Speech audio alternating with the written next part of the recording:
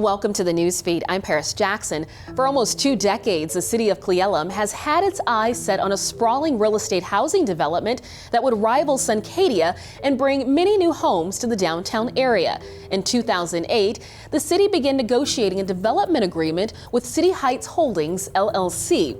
After 3 years of public hearings and negotiations, the two parties signed a 25-year development agreement in 2011. The city is now considering bankruptcy after an arbitrator slapped Cle Elum with a $22 million judgment in favor of the developer after they said the city violated that agreement. Cascade PBS reporter Hoang explains this ordeal between the developer and the City of Cle Elum.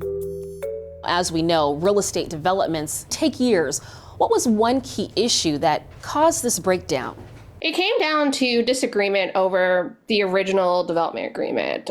City Heights Holdings and its owner, Sean Northup, felt they did a lot of the public comment and environmental review during the period they negotiated and crafted the 2011 agreement. The people who negotiated with Northup and City Heights Holding are not the same people in the city that was on staff in 2019 when Northup approached the city to start securing subdivision permits for the project.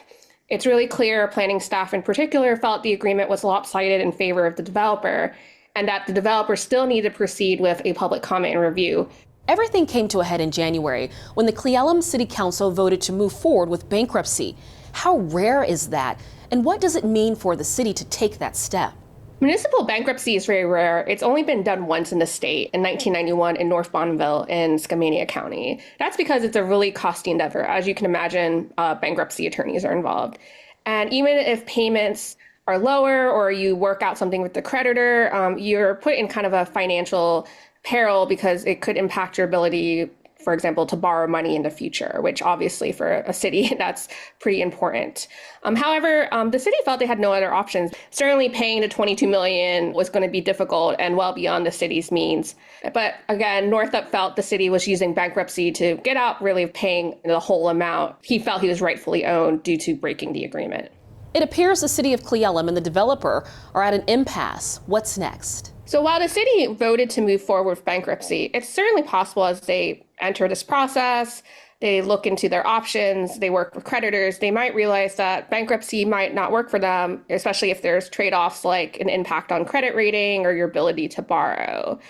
And Northup maintains that he'd rather mediate and is willing to work with the city, but he also feels that the city should be held accountable for what he calls government overreach. He felt the city should have followed through with the terms of the agreement. And he's been vocal that if this could happen to him, this could be worse for someone like a small business owner if they get into a disagreement with the city. It was a pleasure speaking with you, Mai. To read Mai's full story, head to cascadepbs.org. This Black History Month, we're honoring one of Seattle's legendary artists, photographer Al Smith. Born in 1916, Smith grew up in the Central District and fell in love with photography at age 12.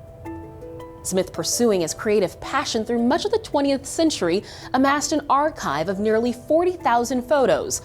To learn more about Al Smith and read more profiles of prominent Black artists, visit blackartslegacies.com and keep an eye out for Season 4, debuting this May.